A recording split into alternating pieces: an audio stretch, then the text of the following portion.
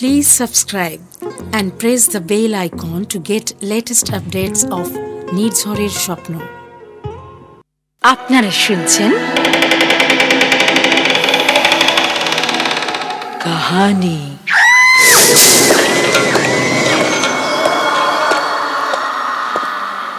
গল্পপ্রেমী পাঠক পাঠিকাদের জন্য নির্ঝরের স্বপ্ন প্রযোজিত কাহিনী গল্প পাঠের অনুষ্ঠানে চিরকালীন ও সমকালীন সাহিত্যিকদের গল্পে আপনাদের স্বাগত।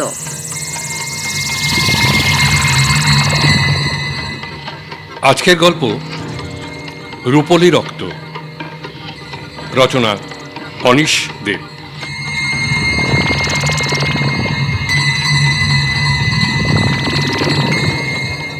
শুরু হচ্ছে গল্প রূপলী রক্ত।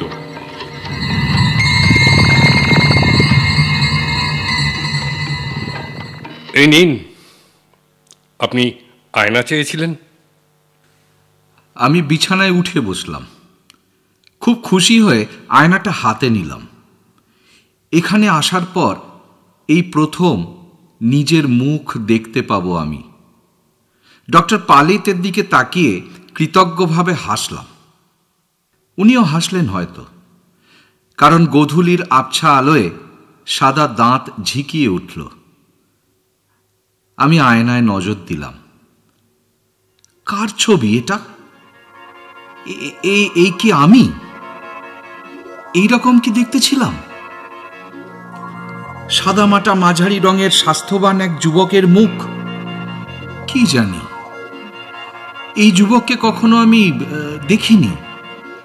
নিজের যে চেহারা আমার মনে আছে তার সঙ্গে এতটুকু মিল নেই। অন্ধকার ক্রমশ গাঢ় হচ্ছে, আর আয়নার মুখটাও ঢেকে যাচ্ছে আঁধারে। আয়নায় ঘরের একমাত্র জানলাটা চোখে পড়ছে, কিন্তু ডক্টর পালিত কই?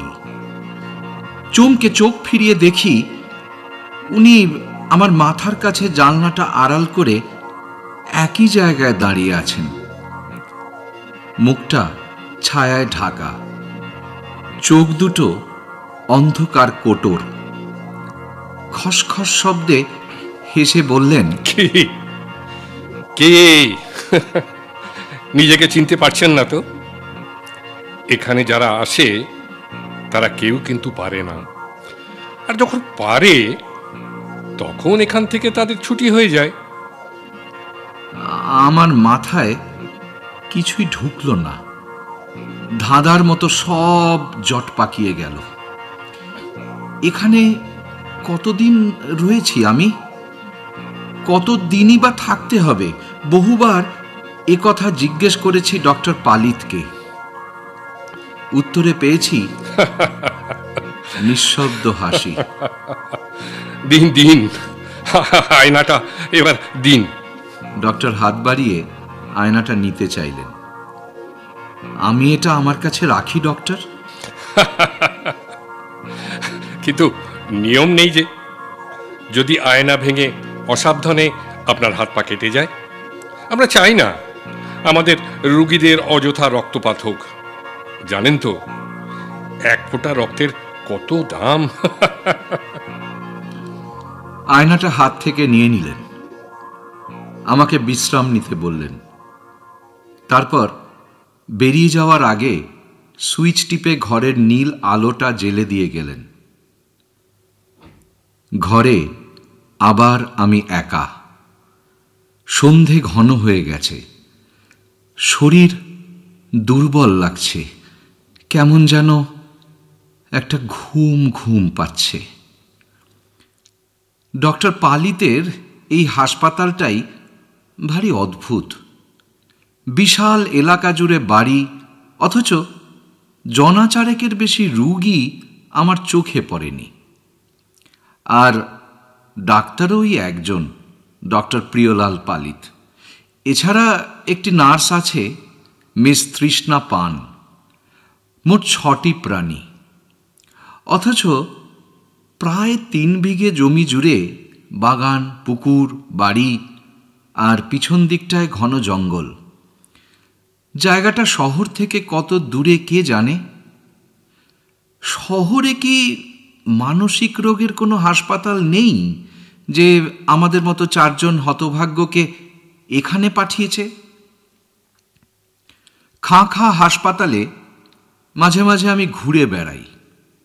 1 তলা, 2 তলা, 3 তলা, 4 তলা চষে বেড়াই।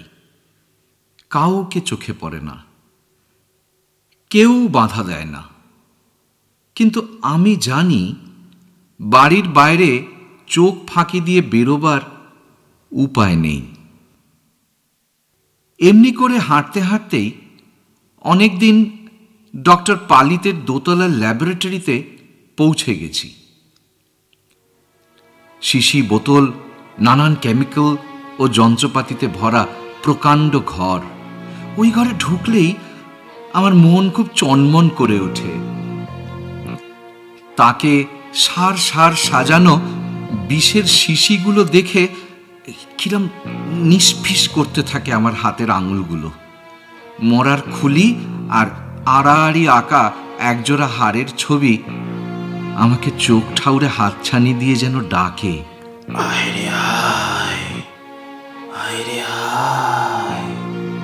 আমার চোখে কেমন যেন নেশা ধরে যায়। মাথাটা ঝিমঝিম ঝিমঝিম করে। ওহ, কতদিন যে ওইসব জিনিসে হাত দিইনি। কিন্তু হাজারো ইচ্ছে হলেও আমি ফাঁকা ঘরে ঢুকে তাকের দিকে হাত বাড়াইনি। কারণ আমি জানি ডক্টর পালিত অথবা মিস পান ঠিক আমার উপরে নজর রাখছেন। আমাকে ওরা হাতে নাতে ধরে ফেলেছিলেন, তবে কিছু বলেননি। ডক্টর পালিত আর মিস পান শুধু একে অপরের দিকে তাকিয়ে হেসেছিলেন। অপমানে আমার গায়ে জ্বালা ধরে গিয়েছিল সেদিন। নীল আলো কেমন যেন স্বপ্ন ডেকে আনে, ঘুম ঘুম পায়। এখানে সব কিছুর রং সাদা। ঘরের দেওয়াল, জানলা, দরজা, বাগানের ফুল, এমনকি রুগীদের মুখগুলো পর্যন্ত ফ্যাকাশে সাদা। শুধু ডক্টর পালিত আর তৃষ্ণাপানের ঠোঁটজোড়া টুকটুকে লাল, ঘোর লাল, ঠিক লিপস্টিকের মতো। এমন সময় মিস পান ঘরে খাবার নিয়ে ঢুকলেন। বিছানার পাশে টেবিলের উপর খাবার নামিয়ে রেখে বললেন, আজ কেমন আছেন? ভালো।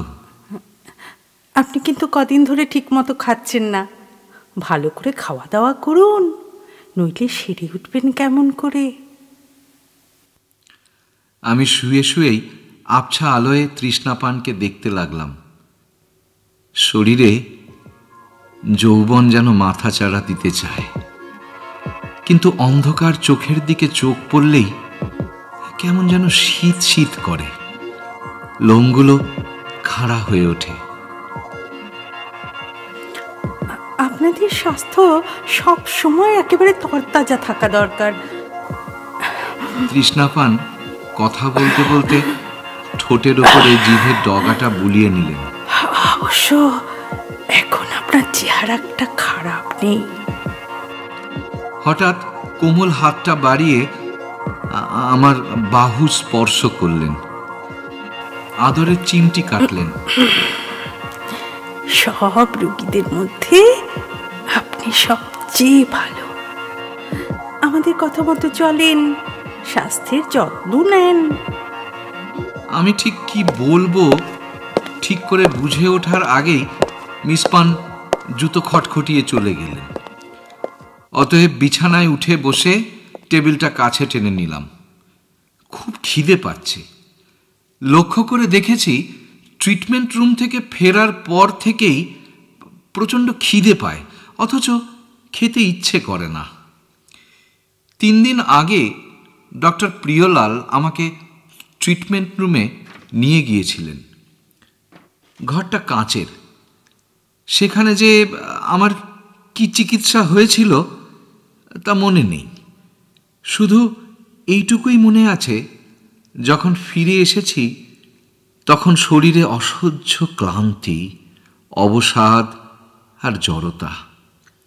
তারপর থেকেই আমার খাওয়া দাওয়ার মাপ বাড়িয়ে দিয়েছেন ডক্টর পালিত। ট্রিটমেন্ট রুম থেকে ফেরার পরপরেই বরাবর এমনটাই করেন। ভালো করে খেয়ে দিয়ে আমাকে আবার সুস্থ সবল হতে হবে, ডাক্তারের আদেশ। অতএব খাওয়া শুরু করলাম। হঠাৎই দরজায় একটা ছায়া নজরে পড়ল। চমকে, কে কে ওখানে? মুখ তুলে তাকালাম। ছায়াটা ঘরে ঢুকে এলো। চাপদাড়িওয়ালা অল্প বয়সী ছেলে একটা। হাসপাতালে নতুন এসেছে। রোগাসোগা চেহারার, ছটফটে চোখ, মুখের মধ্যে কেমন একটা তেজ আছে। ও আর আমি ছাড়া যে দুজন রুগী হাসপাতালে আছে তারা বুড়ো, শুকিয়ে প্যাকাটির মতন হয়ে গেছে। ঘর ছেড়ে বেরোবার ক্ষমতা পর্যন্ত নেই, স্রেফ বিছানায় শুয়ে শুয়ে থাকে। মিস পানকে ওদের কথা জিজ্ঞাসা করতেই বলেন, ওনারা, ওদের আর কোনো রোগ নেই তো, ভালো হয়ে গেছেন। ভালো হয়ে গেছে? তাহলে ওরা ছুটি নিয়ে চলে যাচ্ছেন না কেন? কোথায় যাবে? ওদের যে তিনকুলে আর কেউ নেই। যাদের কেউ থাকে না তারাই তো এখানে আসে, আমরাই তো তাদের সব। আমি অধৈর্য হয়ে জানতে চেয়েছি, আমার অসুখ কবে সারবে? অসুখ সারবে, সারবে তো। এত অধৈর্য হচ্ছেন কেন? আর 2-4 জন মোটা সোটা রোগী আসুক, আপনাদের দুজনের অসুখ তখন তাড়াতাড়ি সারবে। আমি জবাব শুনে ফ্যাল ফ্যাল করে তাকিয়েছিলাম। শুধু একবার মনে হয়েছিল, বুড়ো দুটো বেঁচে আছে তো। ঘরের দরজা দিয়ে উকি মেরে যখনই ওদের দেখেছি, মনে হয়েছে সাদা চাদরে ঢাকা রক্তহীন সাদা দুটো মানুষ। দাড়িওয়ালা ছেলেটি বিনা আমন্ত্রণে বিছানায় একধারে এসে বসল। পেট ফুলে খাচ্ছেন দেখছি। ছেলেটা দেখা হলেই আমার সঙ্গে ঠাট্টাই আর কি করে। বলে, আপনি হলেন ওদের পোষা পাখি, কসাইয়ের মুরগির মতো। যত খেয়ে দিয়ে মোটা হবেন ততই ওদের ভালো। আমি জবাব না দিয়ে একটা তরকারির বাটি ছেলেটার দিকে এগিয়ে দিলাম। বললাম, নিন, আমার এত খেতে ইচ্ছা করে না। ও যেন আঁতকে উঠল, তড়াক করে উঠে পড়ল। মরে গেলেও আপনার হাত থেকে কোনো জিনিস খাচ্ছি না আমি। এত জলদি আমার মরার স্বাদ নেই, বুঝেছেন? আমি অবাক হয়ে আর কিছু বলার আগেই সে ঘর ছেড়ে চলে গেল। আমি কিছুক্ষণ খোলা দরজার দিকে তাকিয়ে রইলাম। তারপর খাওয়া দাওয়া সেরে ঘুমিয়ে পড়লাম। বেশ আরাম লাগছে এখন। পরদিন ডক্টর পালিত ও মিস পানের হাসির মানেটা খুঁজে পেলাম। আমাকে ফাঁকা ল্যাবরেটরিতে বিষের শিশি ঘেরা জায়গায় আবিষ্কার করে কেন ওরা সেদিন অমন করে হেসেছিলেন এখন বুঝতে পারছি। অপমানে তখন গায়ে জ্বালা ধরে গিয়েছিল, এখন সে জ্বালা যেন 100 গুণ বেড়ে গিয়ে আমার শরীরে আগুন জ্বালিয়ে দিচ্ছে। ভয় হচ্ছে আমার এই অস্থিরতা দেখে ওরা আবার আজই না আমাকে ট্রিটমেন্ট রুমে নিয়ে যায়। সকালবেলার দিকে হাসপাতালের ভেতরে এদিক ওদিক ঘুরে বেড়াচ্ছিলাম। একসময় হাজির হয়ে গেলাম ল্যাবরেটরিতে। যথারীতি সেখানে কেউ নেই। মন কেমন একটা জেদ চেপে গেল। ঝট করে একটা বোতল টেনে নিলাম তাক থেকে, মার্কিউরিক ক্লোরাইডের সলিউশন। বোতলের গায়ে সেই মরার খুলি ও কাটাকুটি হাড়ের ছবি। বোতলটা পরনের সাদা অ্যাপ্রনে আড়াল করে লুকিয়ে ফিরে এলাম নিজের ঘরে। তারপর ডক্টর পালিত ও মিস পান যেখান থেকে জল খান সেই ওয়াটার ফিল্টারের জলের মধ্যে বোতলের অর্ধেক তরলটা ঢেলে দিয়েছি। বোতলটা লুকিয়ে ফেলেছি নিজের ঘরে। ব্যাস, কাজ শেষ। কিন্তু একটু পরেই মিস পান এসে আমাকে ডেকে নিয়ে গেলেন। বললেন, একটু আসুন, একটা জিনিস দেখাবো। জিনিস? কি জিনিস? কি দেখাবেন? চলুন না, একটা মজা হবে। নকল আহ্লাদে ওর শরীরের নরম ছোঁয়া একটু ঘষে দিলেন আমার শরীরে। সুতরাং ওর সঙ্গে যেতেই হলো। একটু ভয়ও পেলাম, কি জানি। প্রিয়লাল পালিত ওয়াটার ফিল্টারের সামনে দাঁড়িয়েছিলেন। আমাকে দেখেই হাসলেন। আসুন আসুন, আপনার জন্যই তো অপেক্ষা করছি। তারপর ফিল্টারের কল খুলে এক গ্লাস জল ভর্তি করে এগিয়ে দিলেন আমার দিকে। আমি ভয় পিছিয়ে গেলাম। কোনো রকমে বললাম, না না না না, আমার জল তেষ্টা পাইনি তো। কিন্তু মিস পান আমাকে অসম্ভব শক্তিতে পিছমরা করে বেঁধে নিয়েছেন। ওহ, কি করে এত শক্তি এলো এই কমনীয় মেয়েটার শরীরে? লাগছে তো। ডক্টর পালিত ওই জল ভর্তি গ্লাসটা আমার নাকের কাছে নিয়ে এসে বললেন, দেখুন তো শুকে মার্কিউরি ক্লোরাইডের গন্ধ পাওয়া যায় কিনা। বাধ্য হয়ে ঘ্রাণ নিলাম। টের পাওয়া যাচ্ছে। সহজেই কোনো রকমে ঘাড় নেড়ে সে কথা জানালাম। হ্যাঁ ডক্টর পালিত, মার্কিউরি ক্লোরাইড। তখন মিস পান আমাকে ছেড়ে দিলেন। ভয়ে আমার সমস্ত শরীর কাঁপছিল। ধরা পড়ে গেছি আমি। এখন ওরা কি আমাকে নিয়ে ডক্টর পালিত এক চুমুকে গ্লাসের সবটুকু জল খেয়ে নিলেন। বিষ, তীব্র বিষ। অথচ আবার ফিল্টারের কল খুলে গেলাস ভর্তি করলেন। এবারে দিলেন মিস পানকে। উনিও গেলাস শেষ করলেন এক নিমেষে। দুজনেই হাসলেন আমাকে ব্যঙ্গ করে। তারপর আবার গেলাস ভর্তি হলো। আবার নিমেষে গ্লাস শেষ। তারপর আবার এইভাবে আমাকে দেখিয়ে ওরা পালা করে ফিল্টারের বিষাক্ত জল শেষ করার উৎসবে মেতে উঠলেন যেন। সে কি হাসি ওদের! পেটে হাত চেপে শরীর দুলিয়ে আমার দিকে তাচ্ছিল্যের আঙুল তুলে সে কি হাসি! যেন মদ্যপানের ফোয়ারা ছুটছে। দেখতে দেখতে ফিল্টারের জল শেষ। আশ্চর্য! যে বিষে অন্তত 15টা প্রাপ্তবয়স্ক মানুষের অক্কা পাওয়ার কথা, সেই পরিমাণ বিষ হাসতে হাসতে ওরা শেষ করলেন। অথচ এখনো ওরা অট্টহাসি হাসছে। চোখের তারা জ্বলজ্বল করে জ্বলছে। আমি তারা খাওয়া নেড়ি কুকুরের মতো দুপায়ের ফাঁকে লেজ গুটিয়ে ছুটে ওখান থেকে চলে এলাম নিজের ঘরে, বিছানায়। তারপর অসহ্য জ্বালায় শুধু ছটফট। এই জন্যেই ওদের ল্যাবরেটরিতে কোনো পাহারা নেই, কোনো ভয় নেই ওদের। এমনকি আমার কাছ থেকেও কোনো ভয় নেই।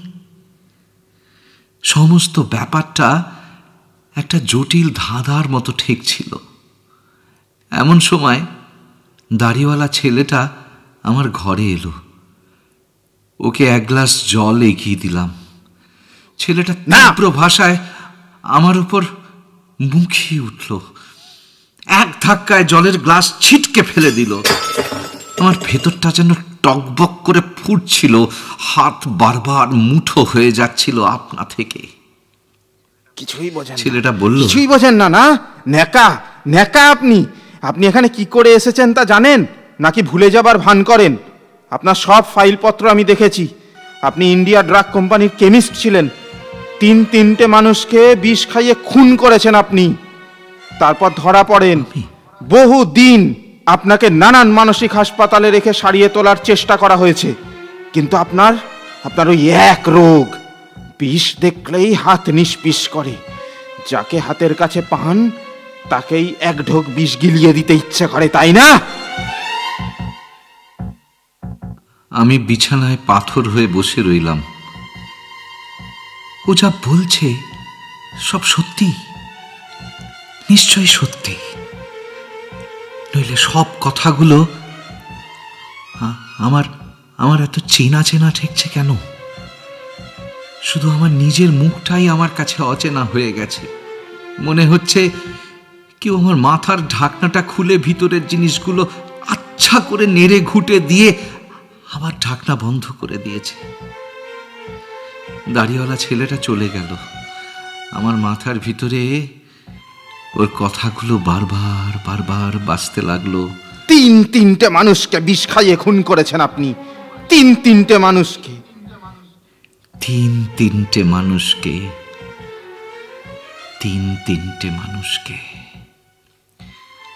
সন্ধেবেলা প্রিয়লাল পালিত আর মিস পান আমাকে দেখতে এলেন। ওদের মুখ চোখ ব্যবহার একেবারেই স্বাভাবিক। সকালের ওই সাংঘাতিক ঘটনা যেন একেবারে ভুলে গেছেন, কিন্তু আমার অসহ্য জ্বালা যেন আবার শুরু হলো। বিভিন্ন প্রশ্ন করে ডক্টর পালিত আমার মানসিক প্রতিক্রিয়া দেখছেন। তারপর চোখ জিভ পরীক্ষা করলেন, রক্তচাপ মাপলেন, পালস দেখলেন, গা হাত পাও দেখলেন টিপে টিপে। তৃষ্ণা পান ঠায় দাঁড়িয়ে লোভী চোখে ডক্টরের কাণ্ড কারখানা দেখছিলেন। পরীক্ষা টরীক্ষা শেষ হয়ে গেলে আগ্রহ নিয়ে বললেন, কেমন দেখলেন ডক্টর? কাল পেশেন্টকে ট্রিটমেন্ট রুমে নিয়ে যাওয়া যাবে কি? হ্যাঁ, যাবে। গম্ভীরভাবে জবাব দিলেন ডক্টর পালিত। তারপর দুজনেই চলে গেলেন। আমার না খুব ভয় করছিল। আবার ওই ট্রিটমেন্ট রুম, ওখানে কি হয় জানি না। কেমন যেন এক আশ্চর্য ঘোরের মধ্যে সেই সময়টুকু কেটে যায়। তারপর ঘরে বিছানায় যখন জ্ঞান ফেরে, তখন শুধু অবসাদ আর ক্লান্তি। ডক্টর ও নার্স চলে যেতেই মার্কিউরিক ক্লোরাইডের লুকোনো বোতলটা বের করলাম। কি করব এখন এই বিষ দিয়ে? কি করি, কি করা যায়? দাড়িওয়ালা ছেলেটা খুব চালাক। আমার হাত থেকে কখনো কিচ্ছু খায় না। আর বাকি ওই বুড়ো রোগী দুজন, ওদের বিষ দিলেই বা কি আর না দিলেই বা কি?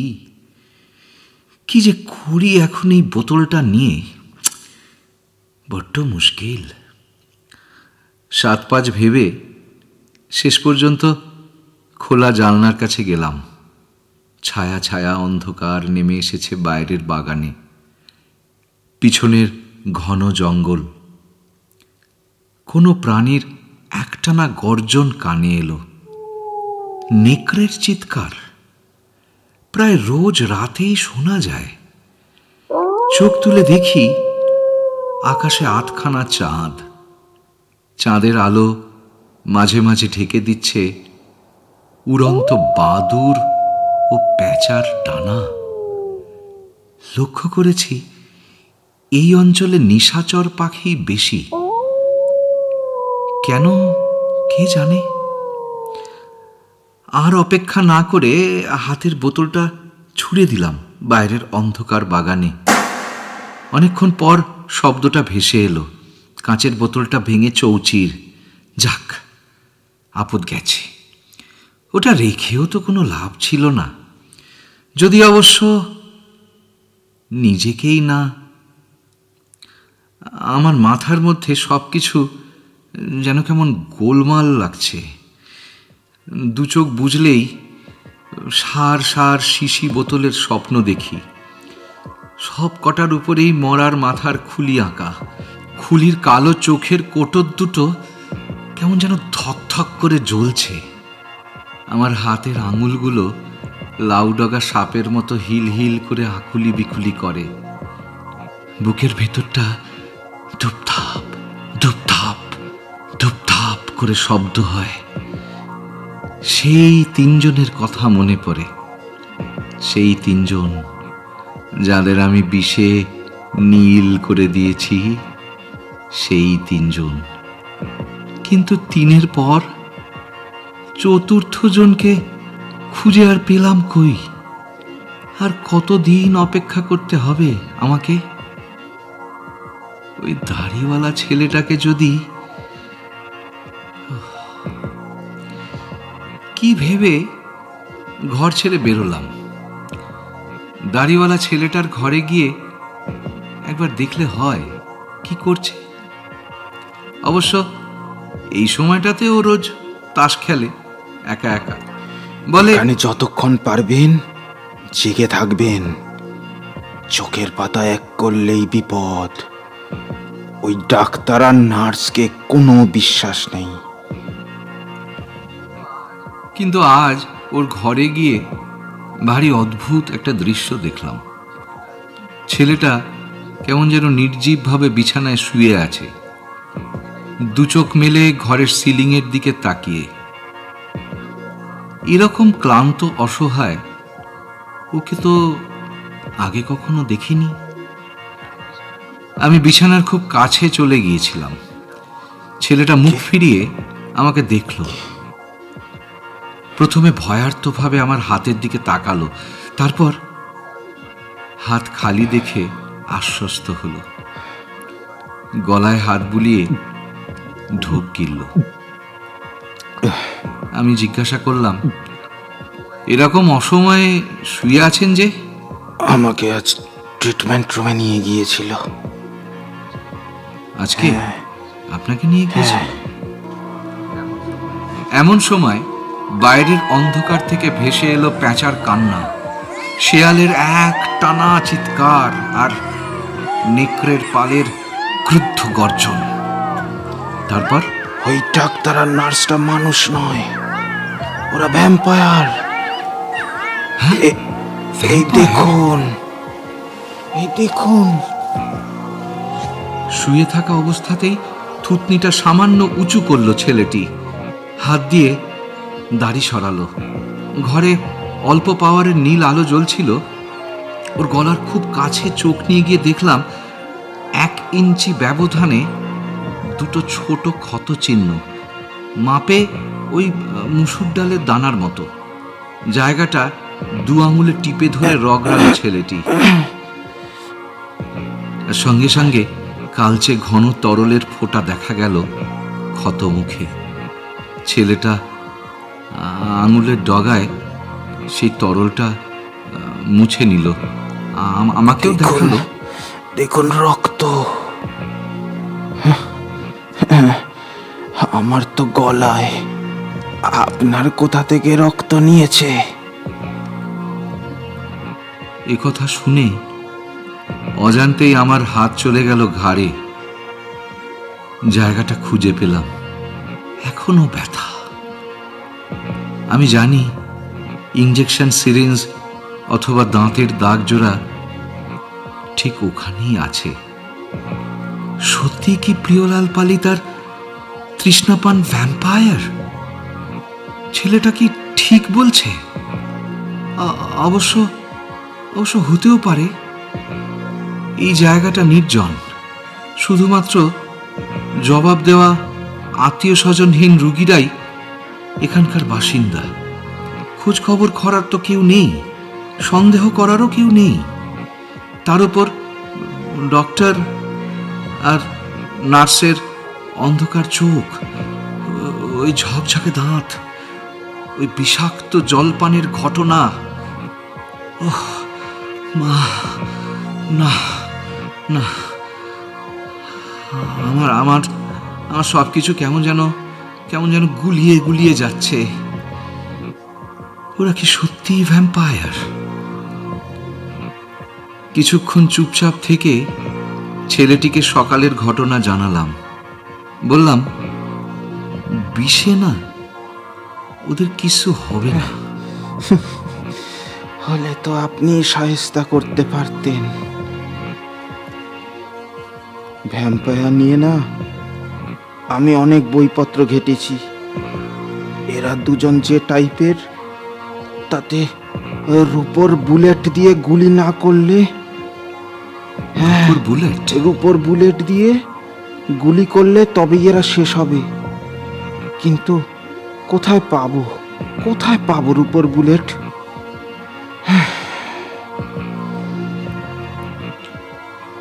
ছেলেটা এই কথা বলে একটা দীর্ঘশ্বাস ফেলে আবার চোখ ফেরালো সিলিং এর দিকে।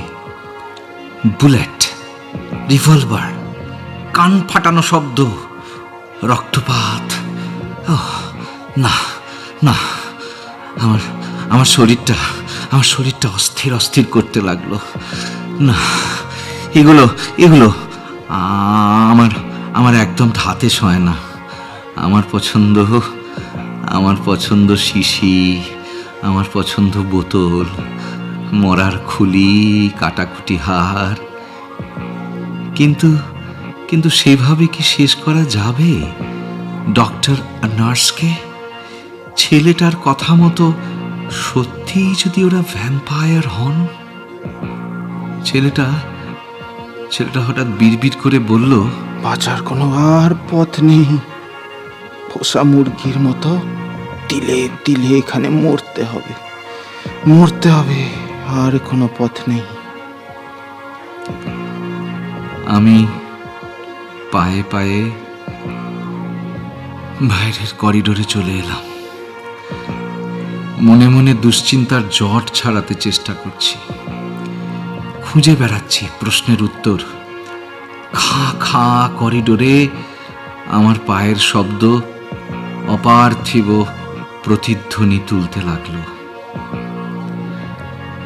ওরা কি সত্যিই ভ্যাম্পায়ার?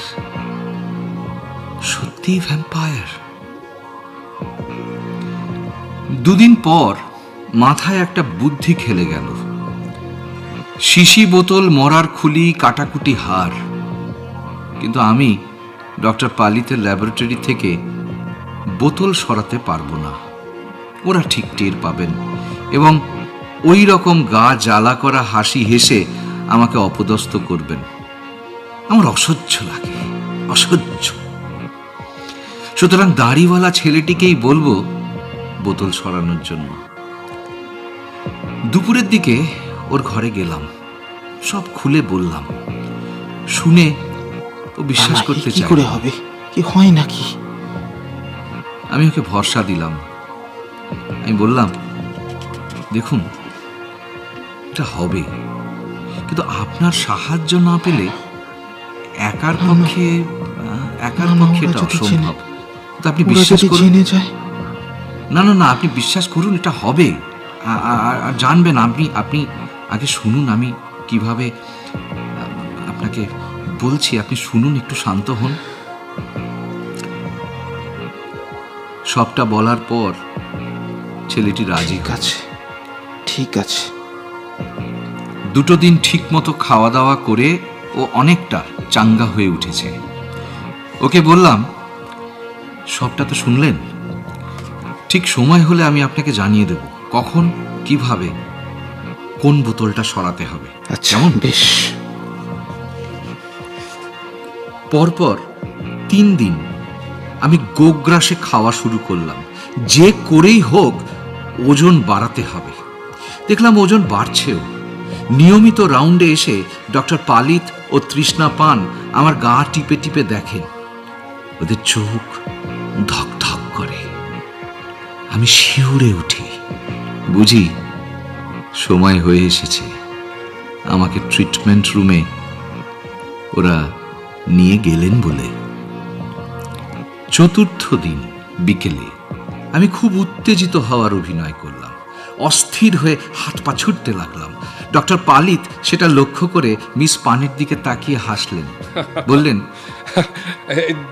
দেখেছেন মিস পান, সময় হয়ে গেছে, কালই ওকে একেবারে ট্রিটমেন্ট রুমে নিয়ে যেতে হবে। কেমন, মনে থাকবে তো? আর দেরি নয়, আর দেরি নয়, কালকে। ওরা চলে যেতেই আমি দাড়িওয়ালা ছেলেটির ঘরে গেলাম।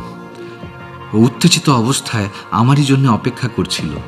ওকে বললাম চুপিসারে ডক্টর পালিতের দোতলা ল্যাবরেটরিতে যেতে, তারপর কতকগুলো দরকারি জিনিস নিয়ে আসতে।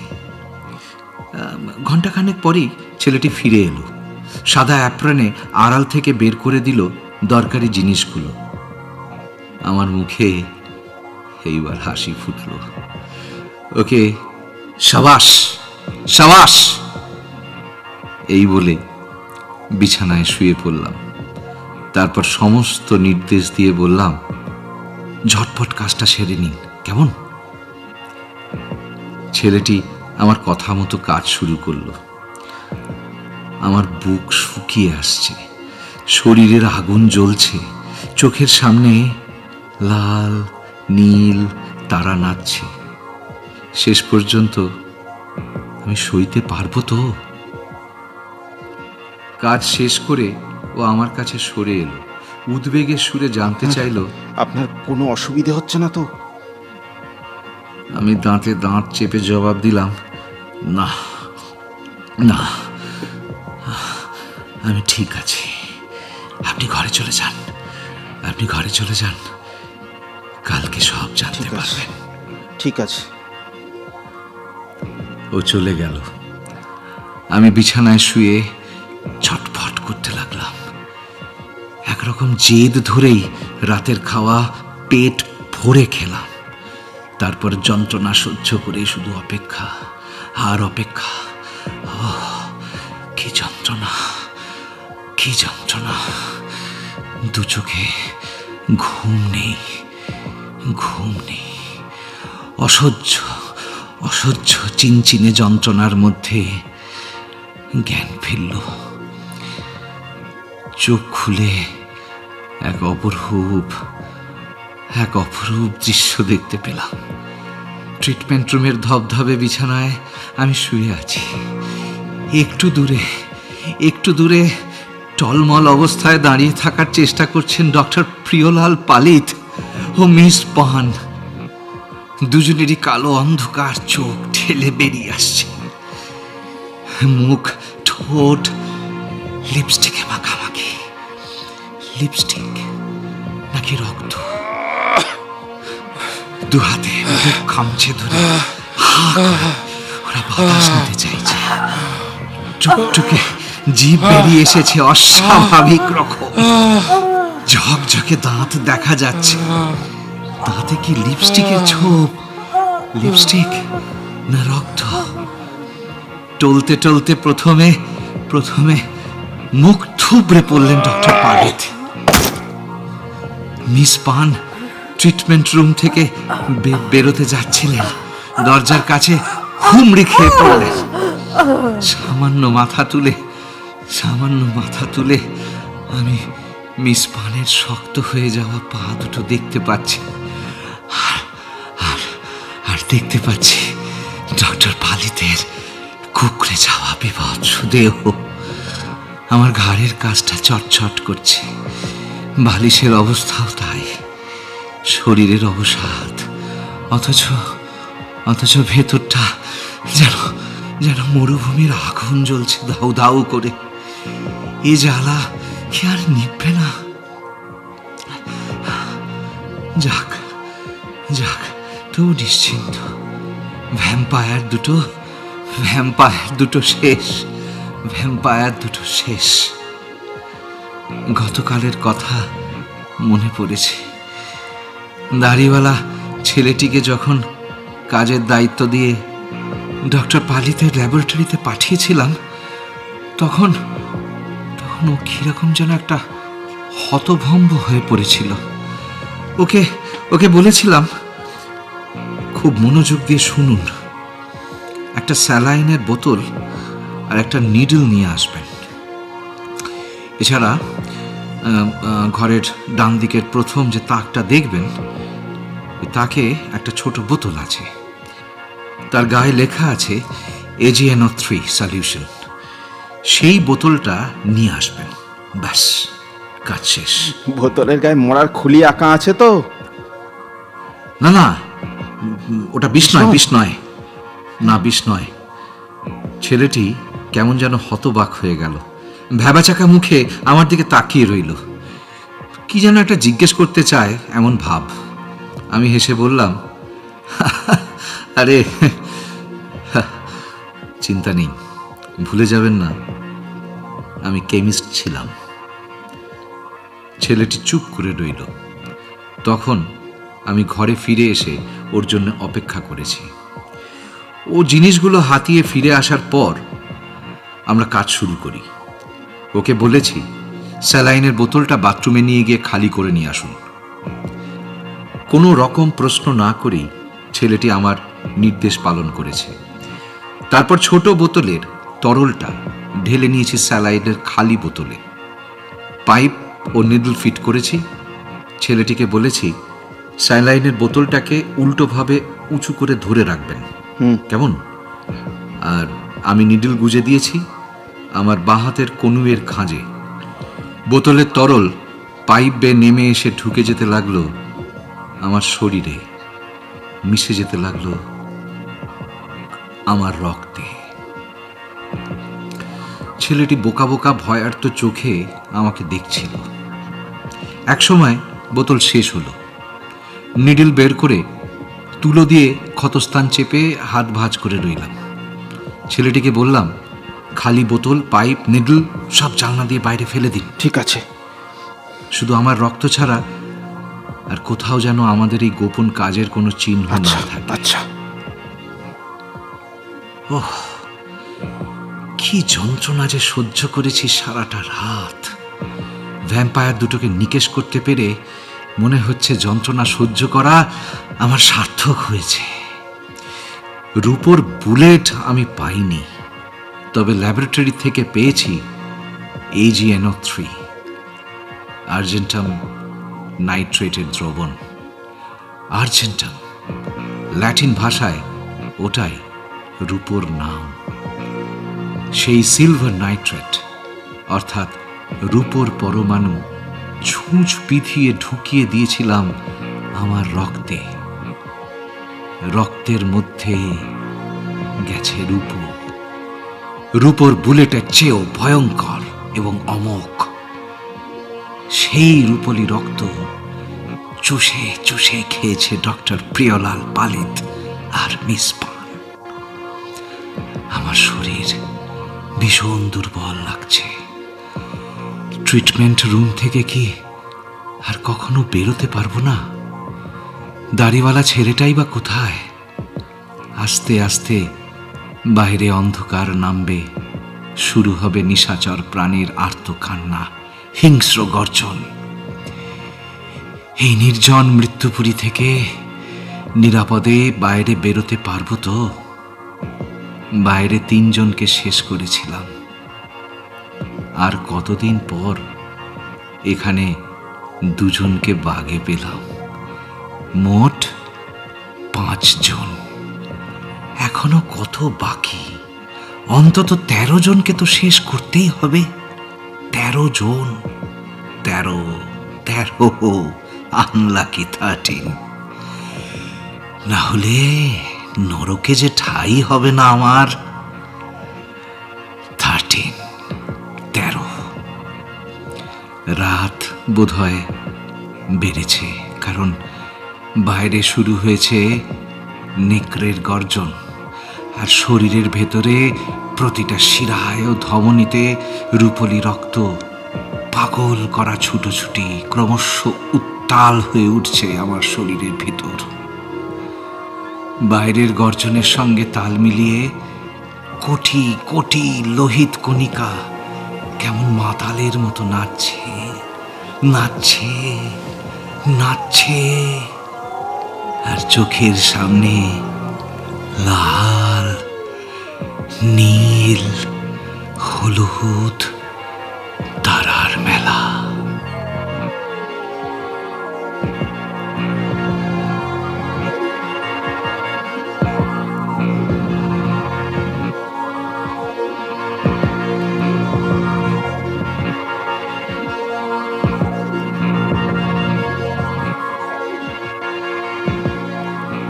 শুনছিলেন গল্প রূপলি রক্ত, রচনা অনিশ দেব।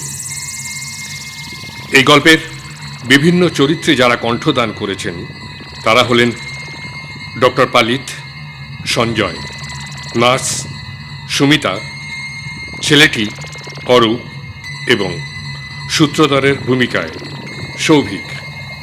গল্পের সম্পাদনা অরূপ দাস, মিউজিক এবং স্পেশাল এফেক্টস নিলয় ঘোষ।